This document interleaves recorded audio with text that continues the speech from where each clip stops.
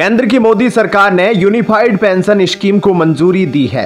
इसके बाद बीजेपी विपक्ष से एक कदम आगे निकल गई है। सरकारी कर्मचारियों ने पेंशन संबंधी केंद्रीय मंत्रिमंडल के निर्णय की तारीफ की। साथ ही इस मुद्दे पर उनके साथ बैठक करने के लिए प्रधानमंत्री नरेंद्र मोदी का आभार व्यक्त किया। सरकारी कर्मचारियों के संगठनों के संयुक्त मंच ज्वाइंट कंसल्टेटिव मशीनरी JCM के सचिव शिव गोपाल मिश्रा ने मामले पर प्रतिक्रिया देते हुए कहा कि उन्हें बैठक के लिए प्रधानमंत्री ने आमंत्रित किया था। वहीं कांग्रेस ने रविवार को एकीकृत पेंशन योजना UPS की घोषणा को लेकर केंद्र पर कटाक्ष किया। कांग्रेस अध्यक्ष मल्लिकार्जुन खड़गे ने कहा कि UPS में U का मतलब मोदी सरकार का यू टर्न है। मुख्य विपक्षी दल का यह कटाक्ष ऐसे समय में आया है जब एक दिन पहले ही केंद्रीय मंत्रिमंडल ने इस संबंध में फैसला लिया।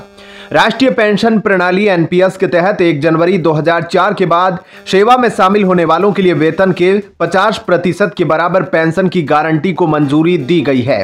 हरियाणा और जम्मू कश्मीर में विधानसभा चुनावों से पहले UPS का फैसला लिया गया। सरकारी कर्मचारियों की लंबे समय से लंबित मांगों को पूरा करते हुए प्रधानमंत्री नरेंद्र मोदी की अध्यक्षता में मंत्रिमंडल की बैठक में UPS को मंजूरी दी गई, जो गारंटीकृत पेंशन का आश्वासन देती है।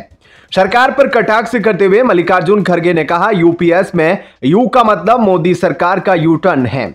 4 जून के बाद जनता की शक्ति प्रधानमंत्री के सत्ता के अहंकार पर हावी हो गई है।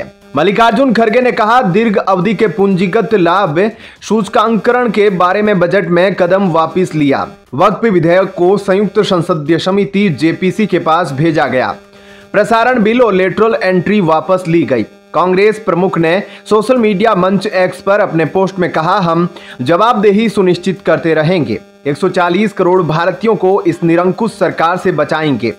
उन्होंने कहा कि इस वैकल्पिक योजना से 23 लाख केंद्र सरकार के कर्मचारियों को लाभ मिलेगा। अगर राज्य सरकारें इस योजना में शामिल होती है तो यह संख्या 90 लाख तक बढ़ सकती है। सरकारी कर्मचारी लंबे समय से पुरानी पेंशन स्कीम की मांग कर रहे थे। मोदी सरकार ने यूनिफाइड पेंशन स्कीम लाकर उनकी मांग लगभग पूरी कर दी। सरकार के इस फैसले के बाद बीजेपी को उम्मीद है कि आने वाले विधानसभा चुनावों में उसे इसका फायदा लाभ मिलेगा। पुरानी पेंशन स्कीम को लेकर लगातार विपक्ष मोदी सरकार पर हमलावर नजर आया है। पुरानी पेंशन स्कीम को लेकर लंबे समय से केंद्रीय कर्मचारी भी बीजेपी से खुश नहीं थे। दिल्ली में होने वाले विधानसभा चुनाव में भी इसका असर नजर आ रहा था। जिन राज्यों में विधानसभा चुनाव हुए वहां कांग्रेस ने इस मुद्दे को जोरदार तरीके से उठाया।